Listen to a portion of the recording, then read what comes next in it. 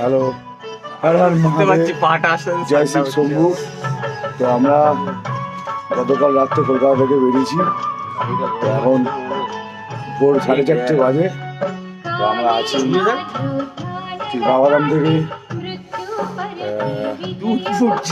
30 kilometre আগে দাঁড়িয়েছি।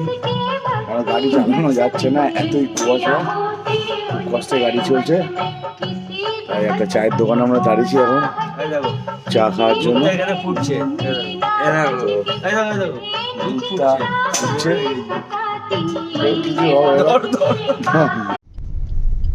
আমরা এখন ঝাড়খণ্ড দিয়ে যাচ্ছি বাবাধামের রাস্তায়। তো দেখুন কুয়াশা, দেখুন বন্ধুরা, কিচ্ছু দেখা যাচ্ছে না, পুরো রাস্তা যেন ধোঁয়াশা ধোঁয়াশা।